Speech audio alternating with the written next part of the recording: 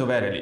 Israel और Hamas के बीच अब तुर्की ने साफ तौर पर अपने धमकी दे दी है सारे देशों को, और साफ तौर पर उसने सारे मुस्लिम देशों को हड़काया है। और जो बयान दिया है ये शायद तारीखी बयान हो सकता है, क्योंकि अभी तक सभी लोग अपना अपना बयान दे रहे थे। ईरान ने भी अपना बयान दिया, लेकिन जैसे ही रजब तैयब एर्दोगान ने बयान दिया तो बहुत सारे लोग उनकी मुखालिफत में खड़े हो गए, यानी कि उनके सामने खड़े हो गए कि अभी तक सिर्फ बयानबाजी की जा रही है। तुर्की के अंदर से क्या बयान आया है और रजब तैयब एर्दोगान ने कल रात जो तुर्की के अंदर हुआ उसको देखना आप लोगों को बेहद ज़रूरी है, क्योंकि रजब तैयब एर्दोगान ने एक कॉल मिलाया और 15 लाख लोग सामने आके खड़े हो गए। आखिर ऐसा क्यों किया गया, क्या पूरी खबर है, विस्तार से मैं आप लोगों को बताऊंगा। लेकिन जिस तरह से इजराइल जो है फ़लस्तीन पर हमला कर रहा था, अभी तक जो बम से हमला कर रहा था, कभी बारूद से हमला कर रहा था, कभी एयर स्ट्राइक कर रहा था, तो कभी गोलियों से भून दे रहा था फ़लस्तीनी मुसलमानों को, लेकिन अब उसने एक नई तरकीब निकाली है दोस्तों। इससे पहले भी इस तरीके का रसायन तरीके का हमला हो चुका है, लेकिन अब वो फ़लस्तीनी मुसलमानों पर दूसरे तरीके का हमला कर रहा है, यानी कि वहां के लोगों को ना तो वो गोली से मार रहा ना बम से मारेगा, लेकिन अब एक तरीके का उन्होंने केमिकल का यूज़ किया। वो वीडियो मैं आप लोगों को दिखाऊंगा कि किस तरह से यरूशलेम के अंदर उसके इजरायली आतंकवादी किस तरह से फसाद मचाते हुए नजर आ रहे हैं, किस तरह से फ़लस्तीनी मुसलमानों के घरों पर जो है उस केमिकल को फेंकते हुए नजर आ रहे हैं। लेकिन सबसे पहले आप लोग रजब तैयब एर्दोगान का ये छोटी सी क्लिप आप लोग जरा गौर से सुनिए कि आखिर रजब तैयब एर्दोगान क्या कह रहे हैं।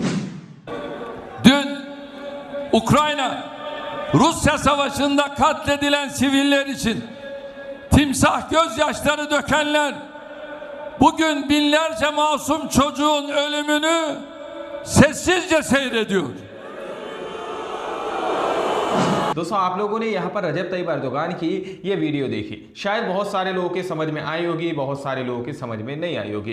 दरअसल रजब तैयब एर्दोगान ने क्या कहा आप लोग यहाँ पर स्क्रीन पर पढ़ सकते हैं।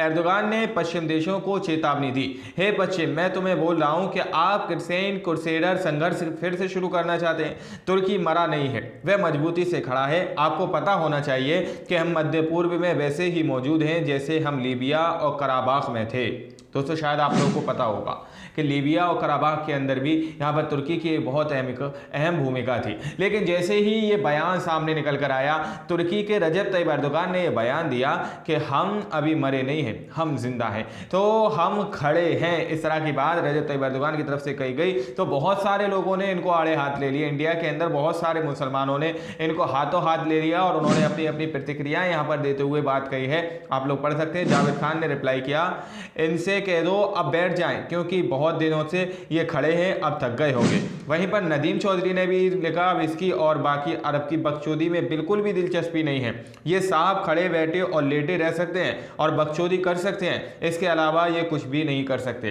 दोस्तों इस तरह से लोग अपना गुस्सा जाहिर कर रहे हैं, लोग अपना यहाँ पर जो है अंदर की भड़ास निकाल रहे हैं कि जिस तरह से मुस्लिम देश अभी तक बयानबाजी करते हुए नजर आ रहे हैं, कोई भी एक्शन नहीं लिया गया, तो लोग यहाँ पर अपनी अपनी बात रखते हुए नजर आ रहे हैं दोस्तों। लेकिन जिस तरह से इजराइल पूरी दुनिया के सामने पूरा ही नंगा हो गया दोस्तों, उसकी जो है हकीकत सामने निकल के आ गई है कि किस तरह से इजराइल जो है बेकसूर मुसलमानों को अपना निशाना बना रहा है। तो अब बहुत सारी जगहों पर लाखों की तादाद में लोग रोड पर निकल पड़े हैं और सड़कों पर निकल पड़े हैं। आप लोग यहाँ पर एक छोटा सा वीडियो देखिए कि किस तरह से यहाँ पर सिर्फ सर ही सर नजर आ रहे हैं दोस्तों, सिर्फ और सिर्फ सर ही सर नजर आ रहे हैं। लोग बार यहाँ पर इजराइल के खिलाफ प्रोटेस्ट कर रहे हैं। आप लोग पहले एक क्लिप देखिए। Down with racism. Down with racism. Down with racism. Down with racism. Down with Zionism. Down with Zionism. Down with Zionism. Down with Zionism. Save Palestine. Save Palestine. Save Palestine. Save Palestine. Save humanity. आप लोगों ने यहाँ पर साफ तौर पर सुना, save फिलिस्तीन और इजराइल डाउन डाउन, इस तरह का नारा भी लगाया गया है। एक वीडियो जिसमें आप लोगों ने नारे के साथ आवाज़ सुनी, वो वीडियो केरला का बताया जा रहा है, इंडिया का बताया जा रहा है। लेकिन वहीं पर जो दूसरा वीडियो आप लोग यहाँ पर स्क्रीन पर देख रहे हैं, ये लंदन इंग्लैंड का बताया जा रहा है दोस्तों, और ये बहुत भारी मात्रा में इजराइल की मजम्मत लोग कर रहे हैं, उसके खिलाफ प्रोटेस्ट कर रहे हैं। यानी पूरी दुनिया के अंदर से इजराइल पूरी तरह से आतंकवादी जिस तरह से वो हो गया है और आतंकवाद अपना करता हुआ नजर आ रहा है। पूरी दुनिया इस चीज को देख रही है और समझ भी रही है कि फिलिस्तीनी मुसलमान बेकसूर है और उनको ये दबा रहा है, उनकी जमीन को हड़पना चाहता है। वहीं पर मिस्टर कूल ने लिखा है ब्रेकिंग, पूरी दुनिया इजराइल टेररिस्ट के खिलाफ सड़कों पर उतर चुकी है। हजारों की संख्या में, लाखों की संख्या में लोग बोल रहे हैं हम सभी फिलिस्तीनी हैं, हम चुप नहीं रह सकते। इस तरह की बात यहाँ पर कही गई है दोस्तों। लेकिन सिर्फ यहीं से नहीं बल्कि बहुत सारी जगहों से ऐसी तस्वीरें सामने निकल के आ रही हैं जहां पर इजराइल का पूरी तरह से विरोध हो रहा है। इजराइल के जो झंडे हैं वो पूरी तरह से लोग फाड़ते हुए नजर आ रहे हैं। उसके झंडे जो लगे हुए हैं उन झंडों को लोग उतार कर खींच कर ले जाते हैं और फेंक देते हैं। इस तरह की बहुत सारी वीडियो निकल के आती हैं। आप लोग यहाँ पर स्क्रीन पर देख सकते हैं कि किस तरह से एक व्यक्ति जहां पर झंडे लगे हुए हैं वहां पर चढ़ता है और वहां से इजराइल का झंडा लेकर भाग जाता है, यानी कि इजराइल का झंडा वहां से उतार देता है, उसको फाड़कर फेंक देता है। यह वीडियो जो है वो रोम की बताई जा रही है। रोम में फिलिस्तीन के समर्थन में विरोध प्रदर्शन, एक शख्स ने सरकारी इमारत से इजरायली झंडा उतारकर फेंक दिया दोस्तों। रोम के अंदर सरकारी इमारत पर ये झंडे लगे हुए हैं सारे देशों के, लेकिन वहीं पर इजराइल का झंडा लगा हुआ था। तो रोम के जो लोग हैं जो फिलिस्तीन का समर्थन कर रहे हैं उन लोगों ने इजराइल के उस झंडे को वहां से उतारा और फाड़ा और फेंक दिया दोस्तों।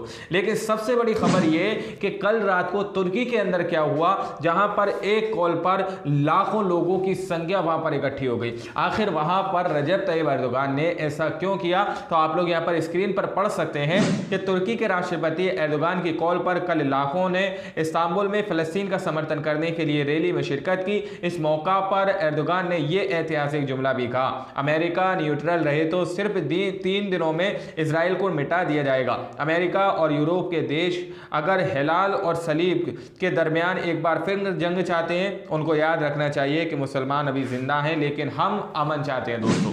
इस तरह की बात इन्होंने कही है। आप लोग यहाँ पर स्क्रीन पर देख सकते हैं कि किस तरह से लाखों की तादाद में बताया जा रहा है कि 15 लाख करीब यहाँ पर मुसलमान आ चुके थे एक कॉल के अंदर यहाँ पर प्रोटेस्ट करने के लिए। यहाँ पर आप लोग देख सकते हैं सिर्फ और सिर्फ सर ही सर नजर आ रहे हैं। तुर्की के अंदर इस तरह की बात कही गई है और साफ तौर पर जो रजब तैयब एर्दोगान ने उन्होंने चेतावनी दे दी है कि हम ये जो ऐतिहासिक इनका जो जुमला है, उन्होंने कहा है अमेरिका न्यूट्रल रहे तो सिर्फ 3 दिनों में इजराइल को मिटा दिया जाएगा। लेकिन जिस तरह से ईरान बार बार धमकी दे रहा है कि हमारी उंगली जो है वो ट्रिगर पर है, लेकिन वो ट्रिगर दबा नहीं रहा, हमारी उंगली ट्रिगर पर है, इस तरह का बयानबाजी ईरान की तरफ से भी आती नजर आ रही है। लेकिन जिस तरह से कल रात को तुर्की के अंदर जो बात कही गई है, अगर इससे गाज़ा के मुसलमानों को ज़र्रा बराबर भी फ़ायदा पहुंचता है तो हम समझेंगे कि हाँ रजब तैयब एर्दोगान शायद अब एक्शन के मूड में है। लेकिन अगर उनको ज़रा सा भी फ़ायदा नहीं पहुंचता तो ये फिर सिर्फ और सिर्फ जुमलेबाजी है। इस तरह की बात हम और आप समझ सकते हैं, क्योंकि हर कोई इस तरह से जुमलेबाजी करता हुआ नज़र आ रहा है, चाहे कोई सा भी देश हो, लेकिन खुलकर अभी तक किसी ने भी समर्थन नहीं किया है दोस्तों। लेकिन खबर जो है बहुत बड़ी बड़ी सामने निकल के आ रही है कि अब इजराइल जो है फ़लस्तीन के मुसलमानों पर बमबारी नहीं कर रहा, क्योंकि बमबारी करता है तो लोगों के सामने वीडियोस निकल के आ जाती हैं कि किस तरह से पूरे के पूरे घर को ध्वस्त कर देता है वो उसका बम या एयर स्ट्राइक। लेकिन अब उसने एक नई तरकीब निकाली है, वो रसायन के जरिए से लोगों पर हमला कर रहा है। रसायन एक केमिकल को कहा जाता है, एक ऐसा केमिकल जिसके छूने से इंसान कई दिनों तक बीमार होता है और उसकी गंध 3 से 4 दिन तक इंसान के अंदर आती रहती है, उसकी स्मेल जो है। दरअसल पूरी क्या मामला है आप लोग यहाँ पर पढ़ सकते हैं। IND स्टोरी ने इसको ट्वीट किया है। इजरायली पुलिस अब यरूशलेम में फिलिस्तीनियों के घरों पर खतरनाक तरह के केमिकल फेंक रहा है। एक स्थानीय व्यक्ति का कहना है कि यह केमिकल बहुत खतरनाक है, अगर ये किसी चीज को छूता है तो इसकी गंध 4 दिनों तक रहती है और इससे कई तरह की बीमारी भी पैदा होती है। इस तरह की बात कही जा रही है दोस्तों, आप लोग समझ सकते हैं। आप लोग स्क्रीन पर देखिए कि किस तरह से यहाँ पर इजरायली फोर्सेस का एक टैंक है जिसके जरिए से घरों पर दवाएं फेंकी जा रही हैं, ये केमिकल फेंके जा रहे हैं। आप लोग समझ सकते हैं यहाँ पर ये केमिकल इतना खतरनाक है कि 4 दिनों तक इसकी गंध इंसान के अंदर आती रहती है, इसकी जो स्मेल है 4 दिनों तक आती रहती है और इसके लग जाने से इंसान कई गंभीर बीमारियों में गिरफ्तार हो जाता है, कई गंभीर बीमारियां इंसान को लग जाती है।